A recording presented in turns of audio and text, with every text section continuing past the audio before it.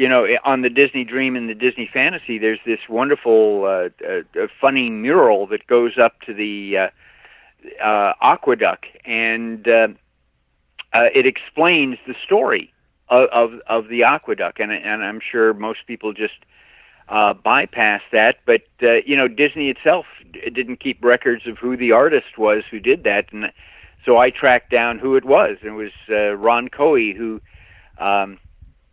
did an awful lot of artwork. In fact, did the artwork for the sides of the Disney Cruise Line buses. And but for him, he was part of Disney Design Group. That was just another assignment, And so, you do that, and then you just move on. I always feel that if I know, I want to give people some recognition, for what it is that they've done. Well, hello, and welcome once again to the DCL podcast, where we're inviting you to sit back, relax, and we'll be on our way shortly.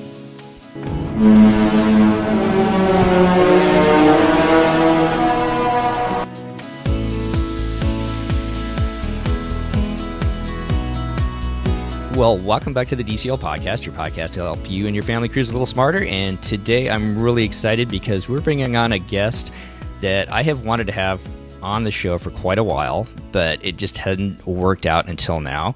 But I'd like to welcome to the show. He's an author, he's a magician, a historian, and he was actually taught by a Mrs. Disney when he was in elementary school. Welcome to the show, Jim Korkis.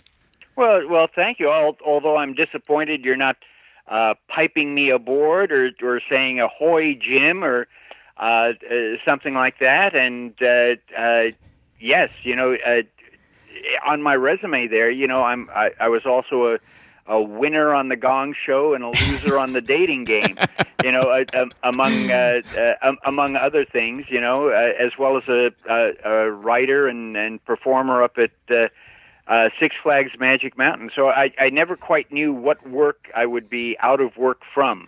It's been a colorful life, but it's given it a great perspective. And in recent years, I've focused an awful lot on Disney. Of course, as you mentioned, in elementary school, my teacher was Mrs. Disney, who was actually the second wife of Herbert Disney, who was one of Walt's older brothers. And of course, some of the strong memories I have as a kid being in her classroom is her complaining that all Walt would give them would be free tickets to the park, which as a kid I thought, my gosh, that's like Fort Knox. That's like, but I think she just assumed, as many people did, that Walt had much more money than he actually did. Walt was constantly just reinvesting money back into the studio and back into the park. So it wasn't like he had a huge fortune, but everybody just assumed that he did. But so you never know. Pay attention as a kid. Exactly. You may need that information later when you grow up. Well, I want to tell you that I'm a huge fan of your books. I found them quite a while ago, all of the Vault of Walt series, and you've had a recent one out here recently, Volume 8, which is all about outer space. But I was really intrigued, and I want to go back just real quick. The very first podcast I did was about I tried to frame it a little bit. Our podcast is more about people's experiences traveling with Disney Cruise Line, but my very first one was about the history of the Big Red Boat, and I heard that you've got a book coming out in April about Disney Cruise Line. It's like, you know what, now is the time, if not ever, to finally get you on our show and talk a little Disney Cruise Line, talk about kind of the beginnings of Disney Cruise Line. I guess as I set that up, I want to go back and just thank you for all the books that you've written over the years and the history that you brought out to all of our listeners. Well, thank you so much. That's so very kind of you, because as a writer, you're just staring at your blank computer screen, trying to think of, what to write. And then, of course, you go, oh, I can't find the right words. I don't know enough information. Nobody's ever going to be interested in reading any of this stuff. Why am I doing this, to get that out there? But I think it's very important for this information to get documented and shared with those people who are interested because we're losing so much of it. Fortunately, I was able to grow up in Glendale, California, which is adjacent to Burbank, which is where the Disney Studios were. And, of course, as a young kid, I was going to be a Disney animator. And so I would watch the weekly TV show, and then at the end, when the credits came up, I would rush to write down all the names because I didn't know the difference between, an animator or a sound effects person or whatever. I just wrote down whatever names I could scribble down, and then I'd go to the Glendale Burbank phone book and cold call some of these people as a teenager there, as a kid. And they were all very gracious, and I got to visit with many of these people and hear wonderful stories. Fortunately, I was clever enough to write down some of the things that they said or recorded them on, believe it or not, a reel-to-reel tape recorder. And then the hard part was transcribing from that. And so many of those have passed away now, and I feel a real obligation to share some of those stories that they shared with me, because Disney is not very diligent in terms of documentation. And some of that is because Disney has always been an oral history company. So if you were working there as an animator and you wanted to know something about Steamboat Willie, they would go talk to Ub Iwerks in Special Processes. He worked on that. He'll know. And so it never occurred to any of them that these people might pass away or they might leave the company or whatever. And also Disney was always constantly busy, and they are still today, on doing things. And in fact, once they've done something, they're already behind deadline on the next project. So who's going to pay to, keep all of this documentation? Who's going to pay to store it? And, in climate control things, and pay for insurance and all of that.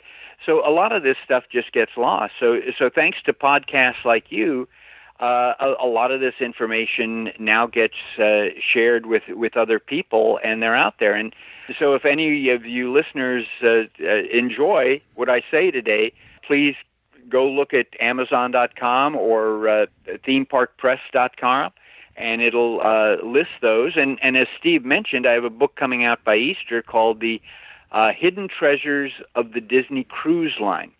And it's a book that is not a tour guide, so it will not help you get a discount. It will not help you pick a better stateroom or a better shore excursion or whatever. There are plenty of books and websites out there that will help you do that.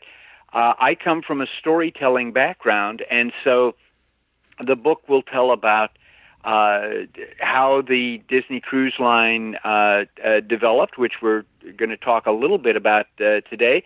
It'll also talk about the storytelling elements on the ship that oftentimes guests don't know and cast don't know. I was on the Disney Dream in January, and I was asking a lot of questions, to see if I could fill in any gaps.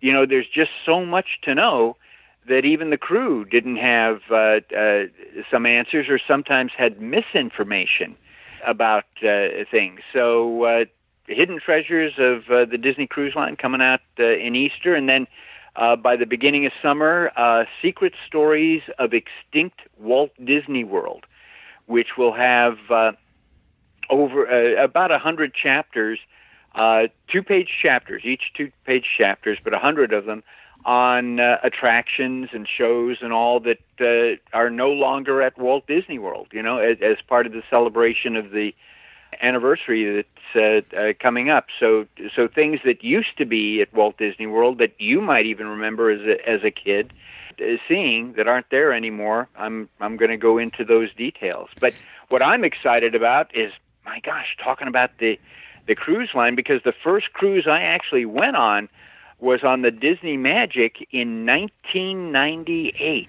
Yeah, I was kind of thinking about that. Well, I want to go just back real quick. I'm excited about your second book coming out too, because I remember as a kid going to River Country, and I'm sure you've got something about River Country. Oh yeah.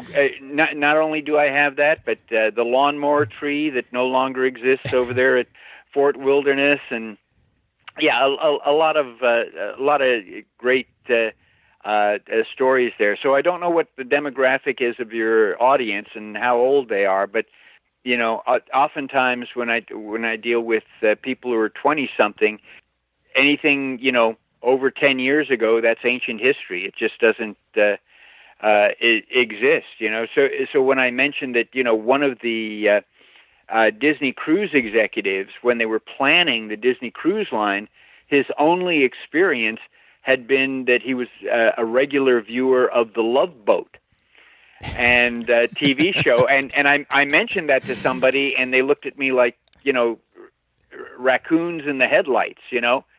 What's that? And I said, that was a hugely popular TV series, and it is what it is. But go ahead, Steve. You have a question for me. What is it? Well, I was just kind of thinking about, so Disney Cruise Line, it's one of the newer, really, parts of the Disney company when you think about it. But, it's been 28 years now. But again, not that new, because it's been around since 98. And again, the planning took place before then. But 98 was the launch. Right. And so, as I start thinking about it, it is time for a book to come out about like the history of Disney Cruise Line, like that you are producing, because you think about like Michael Eisner, who was so instrumental in starting Disney Cruise Line. I mean, he's been gone now for quite a while, and now we see Bob Iger leaving. Boy, and the thing that he was afraid of actually happened. He never wanted to leave the Disney company because he was afraid he would just disappear. Of course, he had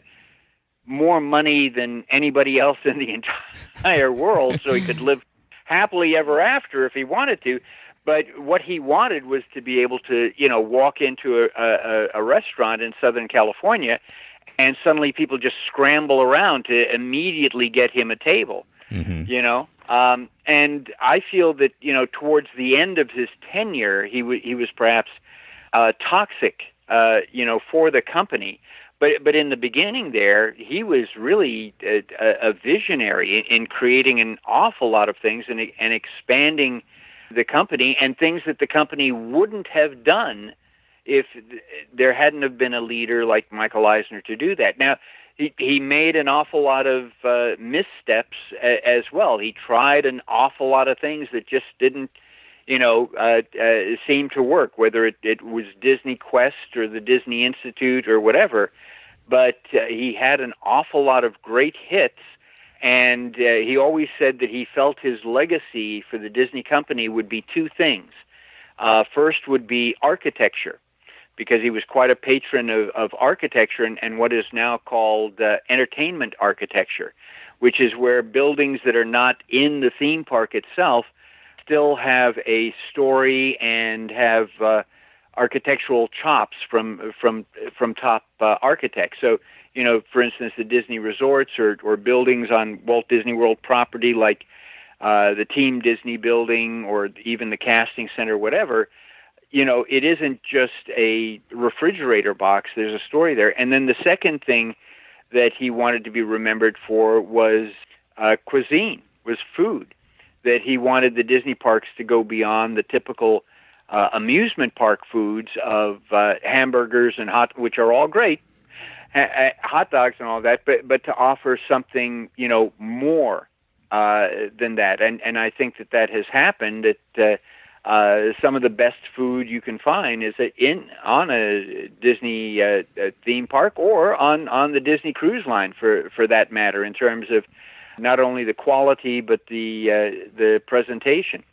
And we'll talk about that when we get there. But basically, the cruise line was part of his Disney Decade plan, which was the 1990s was supposed to be the Disney Decade, where there was supposed to be massive expansion into other business areas, because he found that the Walt Disney Company was too dependent on the theme parks, which were providing about 75% of the income at that time, and movies, which were really underperforming. And so one of the things that Eisner wanted to do was to, revitalize the Disney film product, especially live-action film, which he did.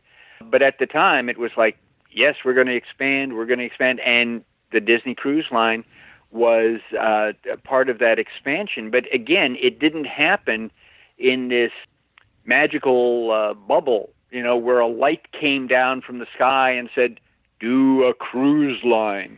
What we're going to talk about today is that there were several steps that led up to that, including the Big Red Boat, but not just the Big Red Boat, that gave, my gosh, this just seems like the next logical step. And again, we have that ability to look back and go, well, yes, animated cartoons should have synchronized sound. Animated cartoons should be in color. Yes, there should be a feature-length, animated cartoon. But before Disney did that, that was considered a folly. That was considered a huge, huge risk, Oh, yes, there should be an amusement park that's, devoted to the family, that doesn't have that carny atmosphere and that chaos, But at the time, it was like, my gosh, this guy makes cartoons. What is he talking about? Creating an amusement park, and the same thing literally happened with the cruise line. Of Disney's doing a cruise line. What do they know about cruise lines? Let's just start from the beginning then. A big reason why they started it, and correct me if I'm wrong, was because it was a way to engage the people coming down to Walt Disney World and having them spend a couple more days down there, right? Oh gosh, yes. We tend to forget that Disney really is a business, and so when you make decisions, you've got to make them as a business decision, because especially because you have stockholders who go, how come I'm not making more money, this quarter for all of that? And again, I'm a former Disney cast member, and so one of the things that they teach you in the orientation that they call traditions is that Disney is show business. But in order for the show to go on, the business has to be very healthy to provide, the money and the foundation. But we actually should probably go back even to Walt, because, even though today the company seems to forget a lot about its founder, a lot of the things that he put in place we're benefiting from today. And of course, when Walt Disney was growing up, cruise ships, that was the only way to get anywhere off, the North American continent if you wanted to go somewhere, Basically, by the early 1900s, and we need to remember that Walt was born in 1901, by the early 1900s, steamships had replaced sailing ships, because now, ocean travel was much more predictable. Especially, steamship travel was very prestigious. If you could go to Europe, on leisure or even for business, that was an indication of wealth and status. And so, and the first class cabins were very, very opulent, and in fact, cruise lines would compete with all sorts of amenities that they could include, from orchestras to palm courts to even daily newspapers, where they would get radio news transmissions, and then on the ship itself, it would print a daily newspaper that when you were traveling, because it was basically took about 5 days to cross from New York to London. So, you want all of these things to go, look, you're a VIP. We're doing that. And what happened is in the mid 1960s, you have transatlantic flights now. Those darn airplanes, by golly, they just ruin everything. They did. They ruined that whole cruise industry, didn't they?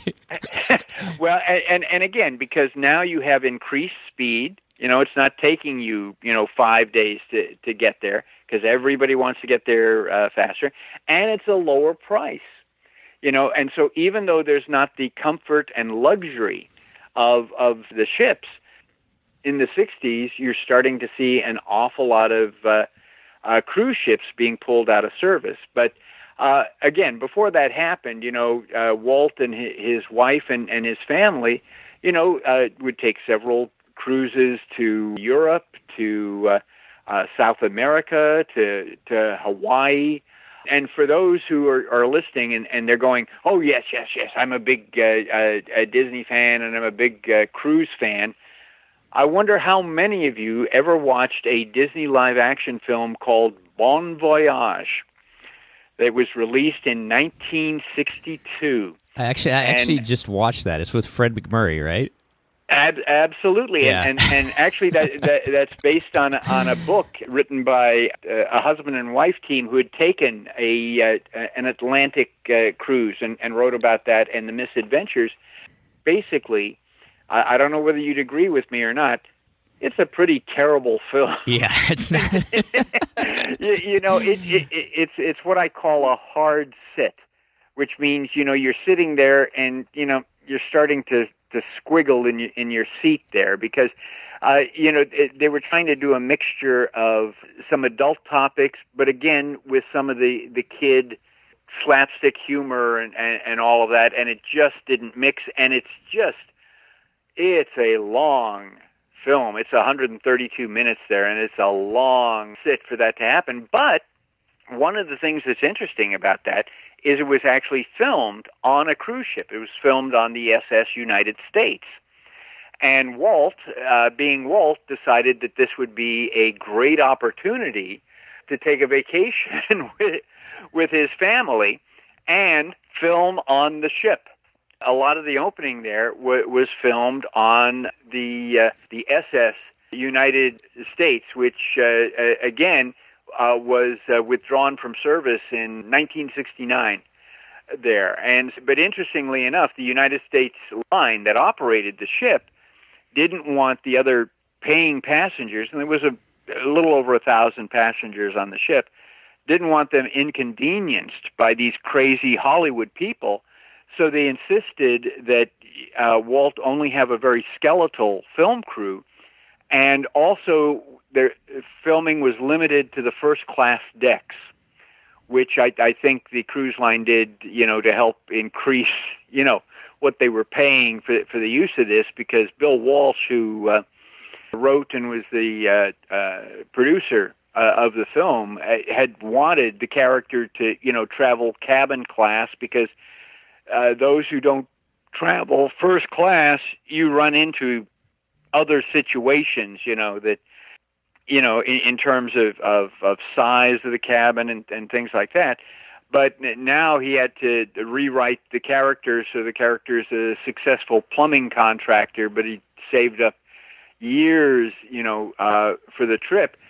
Then they didn't want to inconvenience the passengers, and of course, since they only had a skeletal crew, they had to use people of the film crew and then members of the family who were traveling with them and all of that.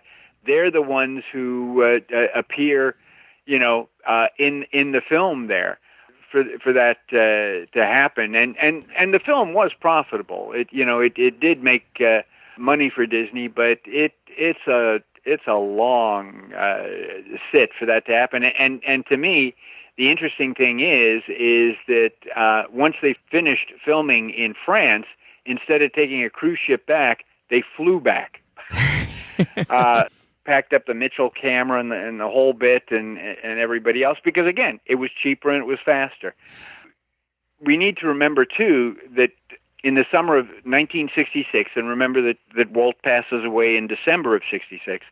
In the summer of 66, Walt rented a 140-foot chartered yacht, and it took his entire family on a 13-day cruise up the coast of British Columbia.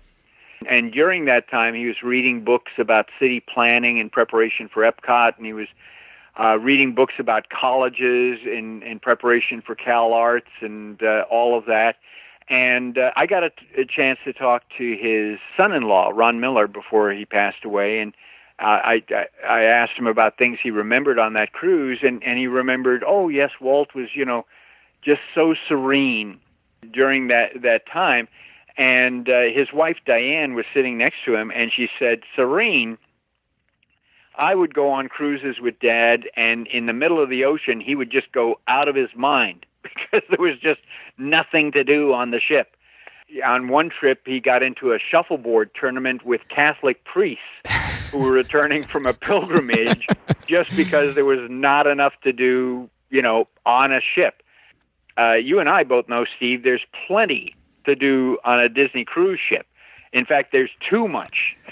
Yeah, you can never do it all on a Disney cruise ship today. So, it's interesting hearing about all this and the fact that Walt, as much as he was big into trains, a lot of his life was on cruise ships. Like you said, to go back to Europe, to Hawaii. They came back from South America from that the famous trip where they go down to South America. They actually came back on a cruise ship. And getting back from South America up to New York was a 17-day cruise. Right. And then looking at, and I'm jumping ahead a little bit here, but you look at like where Disney Cruise Line is today, where they're through the Mediterranean where Walt traveled. They're going up to Alaska. The Disney Wonder goes up to Alaska where Walt traveled. And so it's not a stretch to see where it kind of really fits in with this company, I guess. And I know I know there was several steps to get it there and be there, but you can see how when you think about an amusement park company owning a cruise ship, that just seems like two separate things, but it really fits in with the dynamics of the Disney company. Well, which is one of the reasons you had me on. Exactly. And also one of the reasons I wanted to share that information is that, there's a foundation there. It's not just that Disney did, a lot of cartoons and live-action films based on ships and all that. Cruising was actually part of, in Walt's DNA. And as you pointed out, some of the same places that the Disney Cruise Line goes today are following along. Well, I guess not in the footsteps because there's no footsteps in the water. Following along on the water wings of Walt Disney, and also a lot of people, especially newer Disney fans, forget that Disney owned and operated a cruise ship in 1988, the Queen Mary, out in Long Beach. How the Disney company ended up in with a cruise ship in Long Beach, the short answer is Michael Eisner wanted to own the Disneyland Hotel. So basically what happened was the RMS Queen Mary, was, the flagship of the Cunard Line. And, from 1936 to 1940, and then it was converted into a troop ship during World War II, and then in 47 it was refitted as a passenger ship, and it just dominated transatlantic crossings until those darn airplanes, Oh, my gosh. And so it was retired in 67.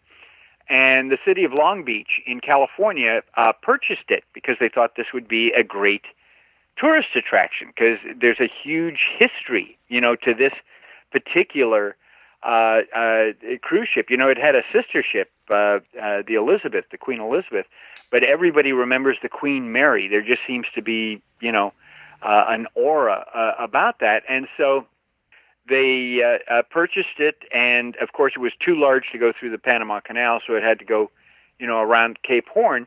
And they brought it into Long Beach and went over this long conversion, to make it into a hotel and a museum and a tourist attraction. And it opened to the public in 71. Long Beach didn't know how to run that type of a tourist attraction, and so you had different operators who were in charge of, food and beverage and entertainment and all of these other different things, and it was losing millions of dollars for the city a year.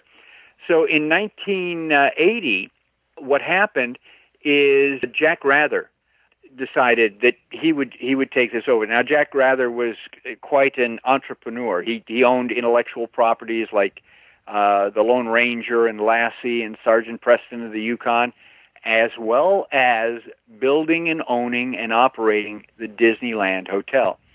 And so the city of Long Beach gave him a 66-year lease, to run the Queen Mary, and Rather also brought in Howard Hughes' Spruce Goose, which was under a geodesic dome. nearby, and then there was a little section between the Spruce Goose and the Queen Mary, which was called London Town, which was a recreation of a town in London which had shopping and restaurants and all of that. And Walt, of course, when he was building Disneyland, ran out of money. He knew that there needed to be a hotel for people to stay there, and Rather was a longtime friend of Walt's, and so to sweeten the deal, Walt gave him a 99-year lease on the land that Disney had purchased right across the from the park at a rate of $2,000 a year for the length of that 99-year lease, plus 2% gross of the rentals, plus the exclusive rights to use the Disney name on any hotel that Rather would build in Southern California, and Walt's assurance that Disney would not build a hotel in competition with Rather.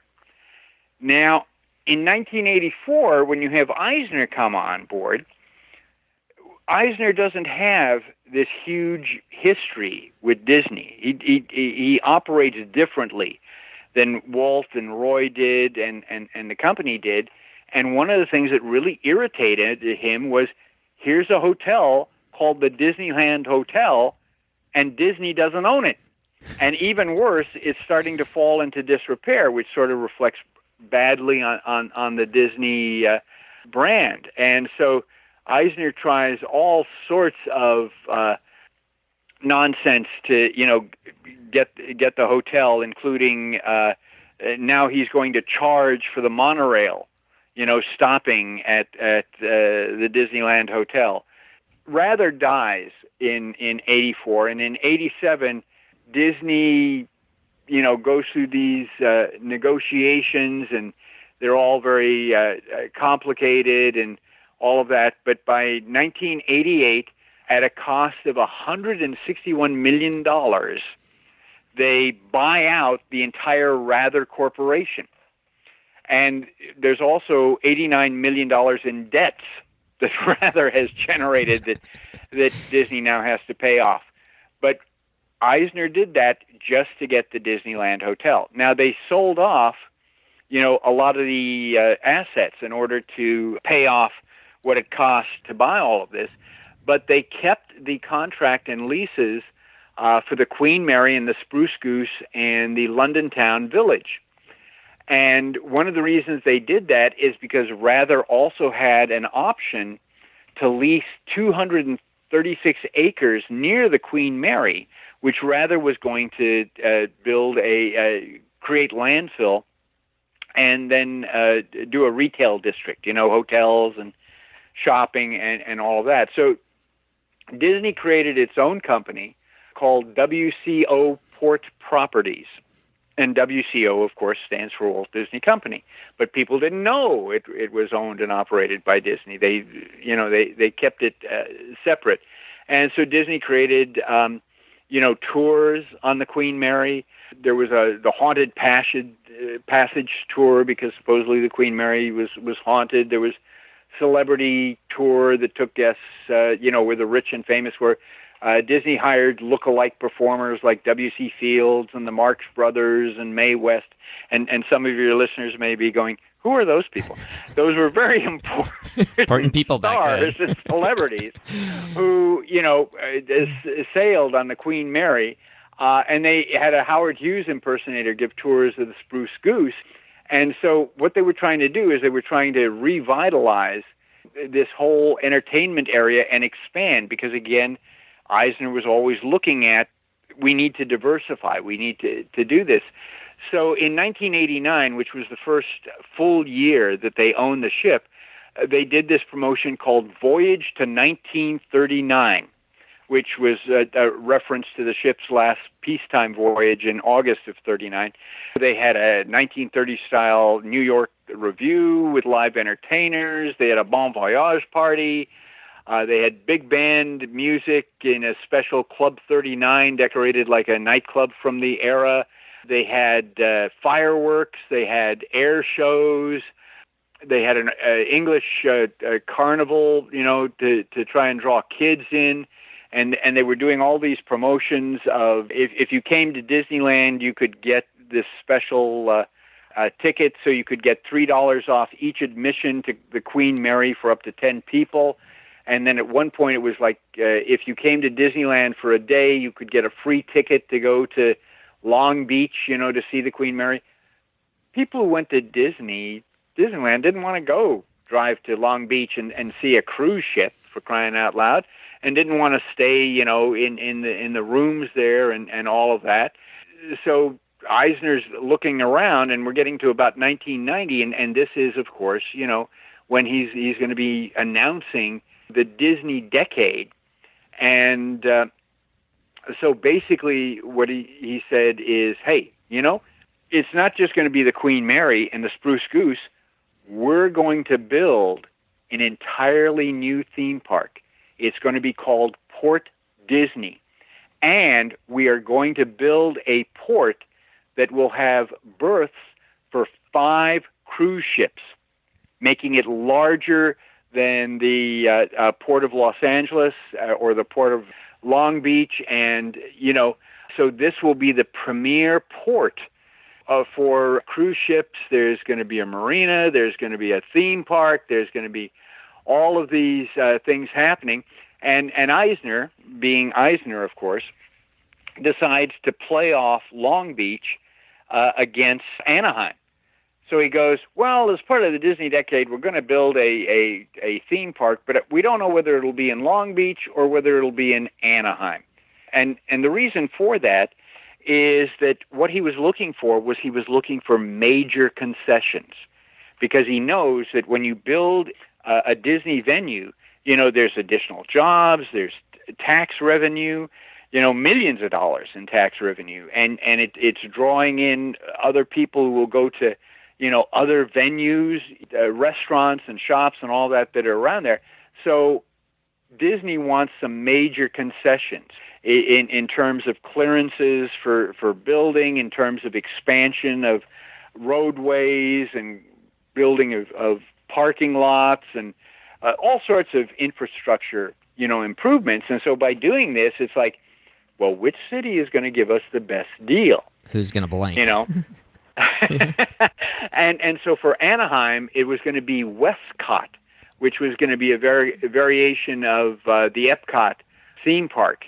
Again, it would be a smaller space, and it would be, right where Disney California Adventure is now. It would be on that parking lot area plus some additional acreage right across the street from Disneyland. As I said, Port Disney in Long Beach, which would have Disney Sea, which is the theme park, and a marina, the cruise ship port, an expanded specialty retail and entertainment area, and 5 resort hotels, all connected by a monorail that would also take you, to the park. Basically, it was estimated like a $2.8 billion for this. And then they had to rename Port Disney to Disney Sea because there were lots of complaints that there was confusion now with the Port of Long Beach and all of that. And they were very serious about this because a lot of the things that were planned for this Port Disney project were later incorporated into Japan's Tokyo Disney Sea theme that opened in 2001. But in 1992, they were looking at these plans that were being developed here. And of course, as part of this, you had the Queen Mary and you had the Spruce Goose, and so oh my gosh, this would be massive for this. But in order to justify the need for 250 acres of landfill, that they had that option on, Disney had to include marinas and a cruise ship port and ferry ports and some sort of an aquarium and all of this, and then they had to mitigate the marine environmental impact by supplying, but they couldn't come to an agreement of how much acreage that would be. And then, of course, at the same time, what is happening is there's financial overruns in Euro Disneyland, so there's not enough money coming back. There's not enough working capital. The city of Long Beach was really divided about this project. They were used to Anaheim that, would just, bow down because, Disneyland made Anaheim. But the city of Long Beach was not quite as enthused about the mouse. And why are you asking for all of these concessions and all of these improvements that we have to do with our money? Right. Doesn't Disney have all of this money? And again, the park would have been amazing. It instead of a castle, it had what was called Oceana, which was these 6 huge bubbles. And a monorail would go through the main bubble that would have an underwater ride where you would, go through the history of the seas. And just like Disneyland was divided into different sections. So you had Mysterious Island, which had a man-made volcano, and the whole area is themed around Captain Nemo and the Nautilus submarine. And there was a pirate island that Disney advertised as Tom Sawyer's Island times 10. Guests would interact with real live, pirates. There was Nemo's Lava Cruiser, where guests suspended in ore carts would careen through underground caverns in the volcano just as it was going to explode. And the lost city of Atlantis, where you deal with whirlpools and a sea monster. And another section was Heroes Harbor, which was themed as a Greek village with the myths and legends of the sea come to life. And there was an aqua labyrinth, which was a maze, but the walls were all made out of water and were constantly changing. And there was a ride to be based on Sinbad the Sailor. And then there was Fleets of Fantasy, which was near a boardwalk area that they were going to have. And it had all these ships from Chinese junks to Egyptian galleys, and they would hide restaurants and some entertainment experiences and fireworks. And then Venture Reefs, which was very much like Florida's Typhoon Lagoon, where you could explore tropical reefs with fish. And in fact, one piece of concept art showed guests being lowered in a steel cage into a tank of sharks. I'd hate to see what the insurance is behind that, right? Illegal right now. Going, exactly. What are you doing? And there would be beach vistas mimicking the Caribbean, the Polynesian area, the Pacific, and there would be a boardwalk and Rainbow Pier as a tribute to Long Beach's famed Pike Amusement Park. Now, of course, when Long Beach was not enthusiastic, and of course the money was not coming in from Euro Disneyland, basically all of those things were canceled. Also, Disney in '92 gave up the lease on Queen Mary. We don't want it anymore. It's yours now. Go ahead. Try and do something. But one of the reasons I bring that up, Steve, and I go through that is take a look at all of this ocean-related things that Disney is already thinking about and developing. And as I said, a lot of those were pretty far along in development, so they ended up at Tokyo Disney Sea, which I have never been to, but I am dying to go to one of these days. So again, leading up to the cruise line, you have an entire company now thinking about the sea and thinking about how can we make this entertaining and also educational. And so all of this is going to funnel over towards the Disney Cruise Line. And I'm sorry, I just jump in real quick. And that's what's just so fascinating about this company is you watch about all this stuff that they're kind of developing and dreaming up and whatnot. And eventually it ends up, like you said, into Tokyo Disney Sea. And then, the idea of 5 different ships. I mean, they're building ports. They were building an entire port before they even had ships. Right, and so they would even have built a port terminal, right? Right, and so it all ends up, like you're saying, segueing eventually into what becomes Disney Cruise Line through the Big Red Boat. I'm guessing where you're going. So what we're trying to do today is show that leading up to the Disney Cruise Line, it wasn't just oh my gosh, I was asleep last night and I woke up this morning and I thought, hey, why don't we do a cruise ship?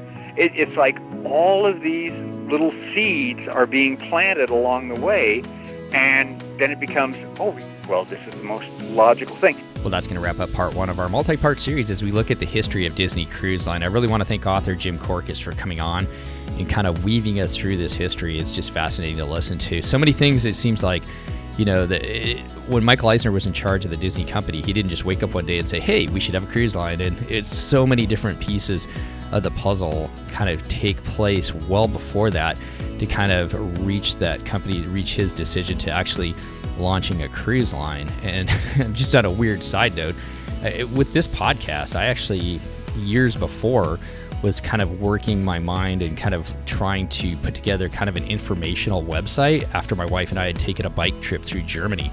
And that was really what I wanted to do, was get that information out to people. And over the years, in a weird sort of way, it's kind of segued into leading me to starting this podcast. And I know what you're saying out there, like, how does like a bike trip through Germany lead you to doing a podcast about Disney Cruise Line? But just like so many things in life, it's just those little nuances that happen from day to day that eventually lead you to launching what it is that you do or what it is that you create. So look for part 2. We'll have that out next week with Jim, and also we will be recording in April to kind of continue this series. So look for the next parts to come out in April. So part 2 should be coming out next week, and with the following parts coming on later in April. And if you've enjoyed listening to Jim, you can always hear him over at WDW Radio. He's done a lot of shows with Lou Mangello. And he also recently just appeared on the Book of the Mouse Club podcast. Just a great podcast over there. He just did 2 recent episodes with them. So go on over there and find him there. Also, he is an author, as we talked about. He's got a lot of books out there, really entertaining to read. I'll leave a link in the show notes below, but you can go to any major book site like Amazon.com or Barnes & Noble, and you can get not only the hard copies but the ebooks as well. So I hope you've enjoyed this look as we look back at the history of Disney Cruise Line. For all of you out there, on behalf of Christy, Chris, and myself, Steve, we wish you all the best as we kind of traverse through these difficult times. And we know that all of us will be out there adventuring soon with Disney Cruise Line as we travel around the world. So be well, and we'll see you next time on the DCL Podcast. The DCL Podcast is not affiliated with the Disney Cruise Line, Walt Disney Company, Adventures by Disney, or Run Disney. All of the opinions expressed on our shows are those of the hosts and the guests who appear on the show. If you have any questions about any of these products, please contact the Walt Disney Company.